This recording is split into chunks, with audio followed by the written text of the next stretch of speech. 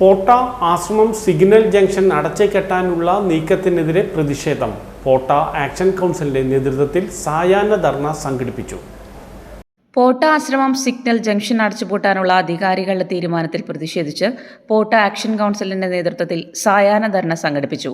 കഴിഞ്ഞ ദിവസം പാപ്പാളി ജംഗ്ഷനിലും പോട്ട സിഗ്നൽ ജംഗ്ഷനിലും ഗതാഗത വകുപ്പ് മന്ത്രി ഗണേഷ് കുമാർ സന്ദർശിച്ച വേളയിലാണ് അപകടങ്ങൾ കുറയ്ക്കാൻ പാപ്പാളി ആശ്രമം ജംഗ്ഷനുകൾ അടച്ചുപൂട്ടുമെന്ന് അറിയിച്ചത്.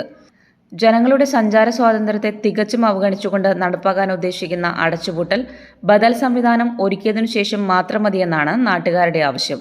ആയിരക്കണക്കിന് ജനങ്ങളും വാഹനങ്ങളും കടന്നുപോകുന്ന ആശ്രമം ജംഗ്ഷൻ അടച്ചുപൂട്ടിയാൽ വരാനിരിക്കുന്നത് നാളിതുവരെയുള്ളതിനേക്കാളും കൂടുതൽ അപകടങ്ങളും മരണങ്ങളുമായിരിക്കും. മാത്രവുമല്ല, 24ഓളം ട്രിപ്പുകൾ നടത്തുന്ന ബസ്സുകളും ഈ റൂട്ടിൽ ഓടുന്നുണ്ട്.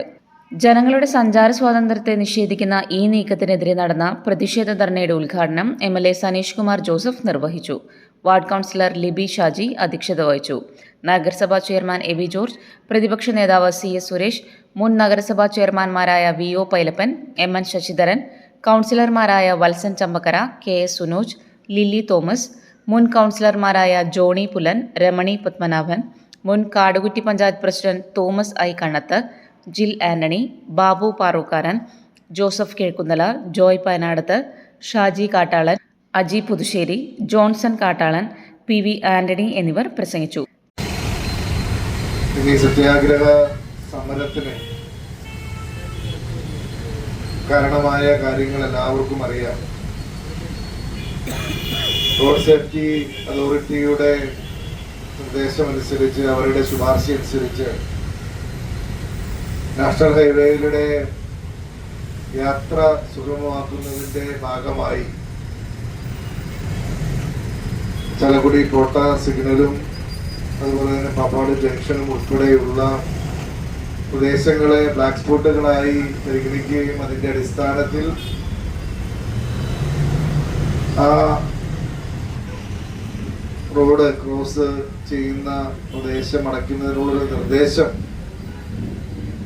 റോഡ് സേഫ്റ്റി അതോറിറ്റിയുടെ മുമ്പിൽ വന്ന പശ്ചാത്തലത്തിലാണ് ഇന്ന് ഈ സമരം ഇവിടെ തുടങ്ങേണ്ടി വരുന്ന ഒരു സാഹചര്യം ഉണ്ടായത്. കോട്ട സിഗ്നലിന്റെ ഈ ജംഗ്ഷന്റെ പ്രാധാന്യം നമുക്ക് എല്ലാവർക്കും അറിയാം. നിരവധി ആരാധനാലയങ്ങള്,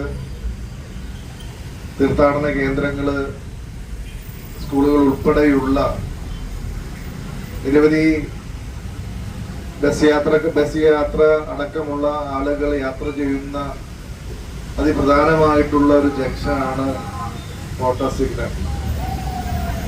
തീർച്ചയായും ഒരു ബദൽ സംവിധാനം ഏർപ്പെടുത്താതെ പെട്ടെന്ന് ഇത്തരത്തിൽ ഈ സിഗ്നൽ നിർത്തേണ്ടി വരുന്ന ഒരു സാഹചര്യം ഉണ്ടായാൽ അത് നൂറുകണക്കിന് ആളുകളുടെ ജീവിതത്തെ സാരമായി ബാധിക്കുന്ന ഒരു വിഷയമാണ്.